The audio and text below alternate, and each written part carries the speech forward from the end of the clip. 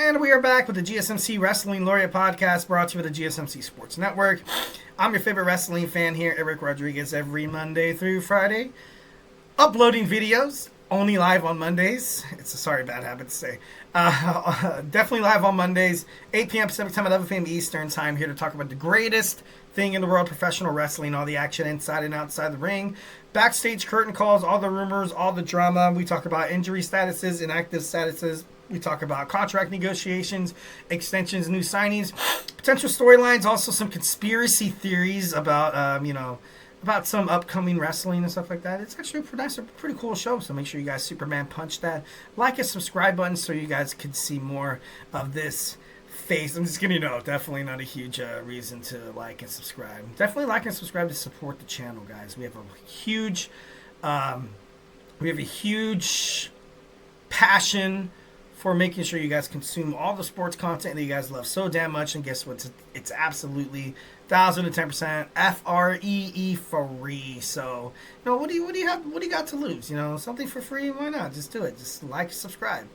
Share with your friends. Be like, hey, I've been watching this wrestling dork lately. Seems like some of the stuff he says is a complete BS. I'm just kidding. No, just kidding. JK, LOLs. So let's make sure you guys Superman punch that like and subscribe button. Would love to hear from you guys. Make sure you guys absolutely, positively hit up the chat box. Make sure you guys leave some comments after the videos are published, and we will get back to you 1,010%. I like seeing this podcast as I see this podcast as if you walk into a bar, you see an empty bar stool on the television, which never happens at bars, which is a freaking shame that you don't see wrestling.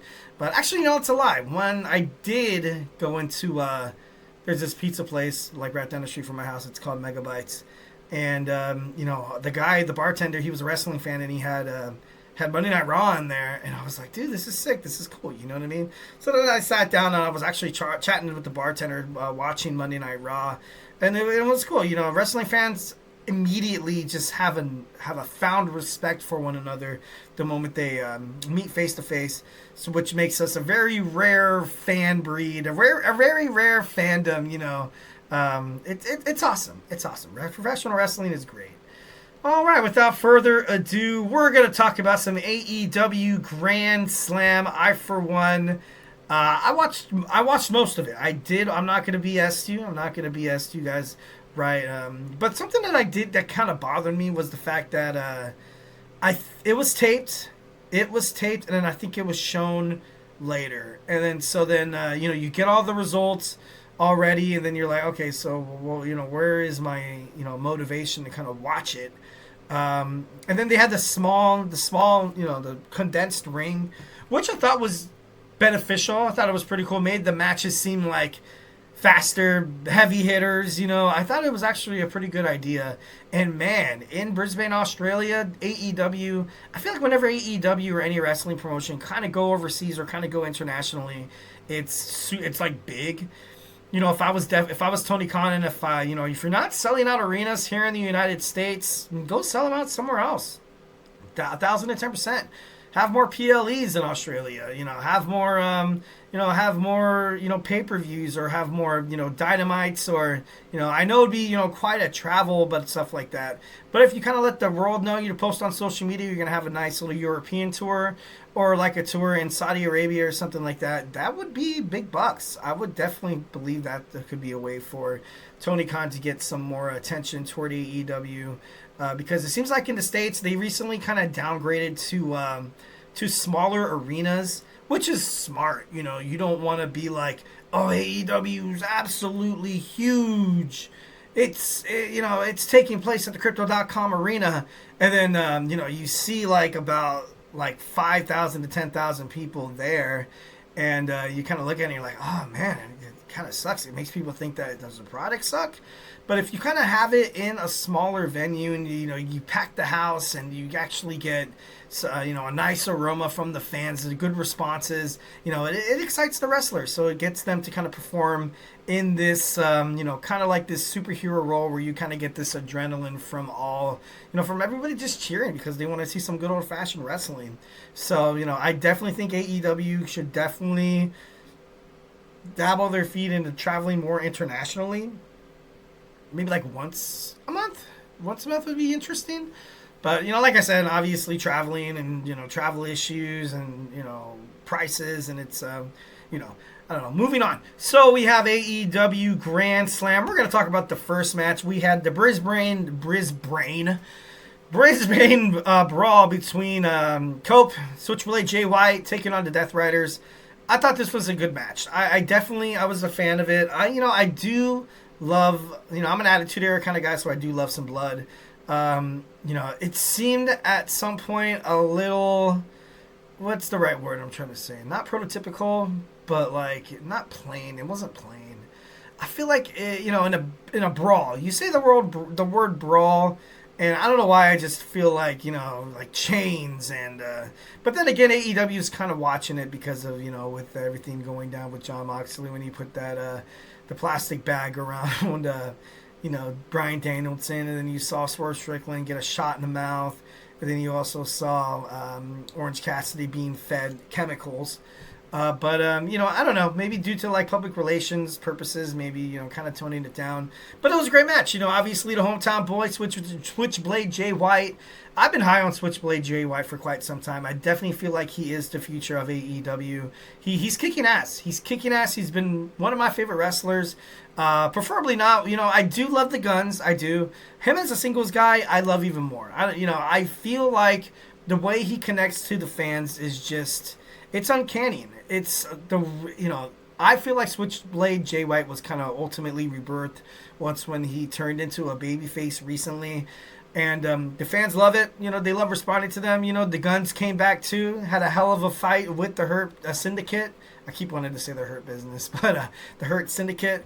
So, I want to see these guys go after Trios Gold again. And they could definitely 1,010% do that.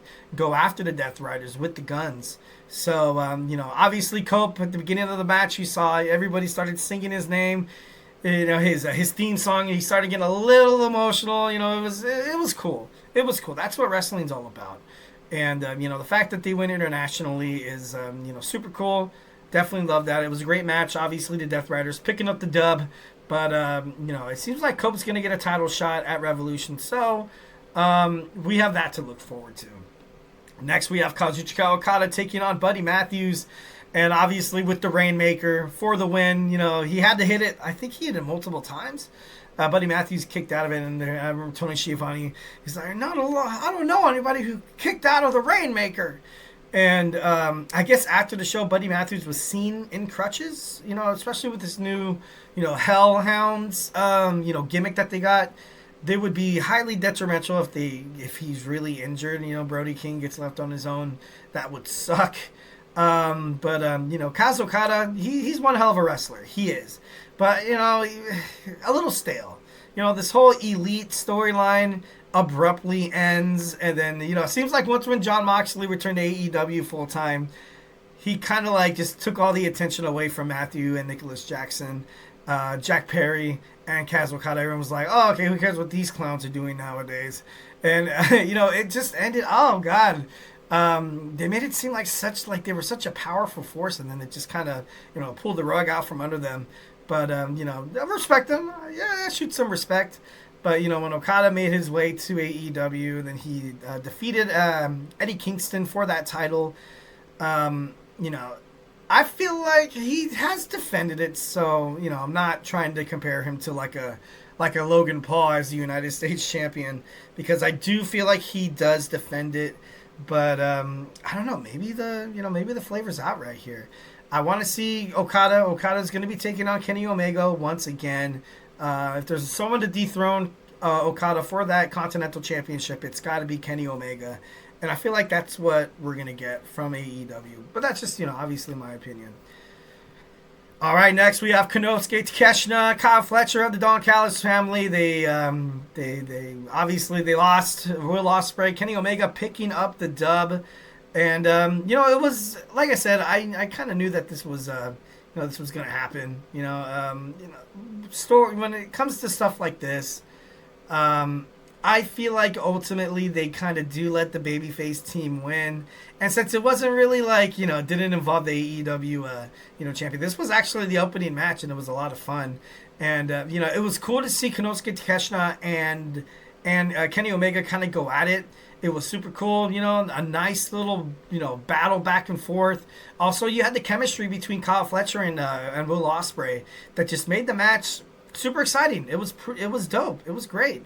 We saw, Omega and Ospreay hit a winged angel, a hidden blade combo on the International Champion Takeshita, setting up, obviously they're going to be facing each other, pretty soon, and I feel like it should be pretty awesome. But no, it was a great match. It was a great way to open it. The fans were hot throughout the whole thing. It was cool. It was a nice way to kind of jumpstart the crowd a little bit. Kind of having impressive superstars doing what they do best. A nice little action-packed, fast-paced. Like I mentioned before, with the smaller ring, I did like the fact that it was a little fast-paced. But I don't know. I gotta be honest. It did take some getting used to, but it was good. It was good. All right. Next we have Timeless Toni Storm regains the AEW Women's World Championship from Mariah May. Round of applause. Round of applause to a very, very. This match was amazing. Obviously, this was one of the best matches. In AEW. Grand Slam history. They were in the main event. It was cool. It was very, very cool. They got a massive reaction in front of a home audience. And, the way they were fighting, it was pretty badass. And the storytelling was magnificent because obviously they have a lot of, they have a lot of buzz. They have a lot of, they have a lot of built-up animosity. They have a lot of baggage. They have a lot of they have a reputation of hating each other, but also coming together. But then once again, kind of hating each other. But it was, it was cool. It was nice. It was thrilling.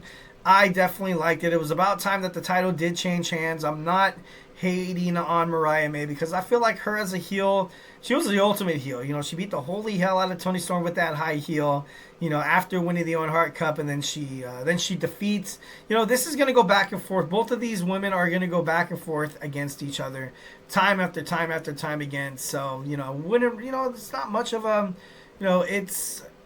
it's for Mariah May. It's like, it sucks I lost the title, but at the end of the day, she's gonna get another shot. Both of these women, young, absolutely talented.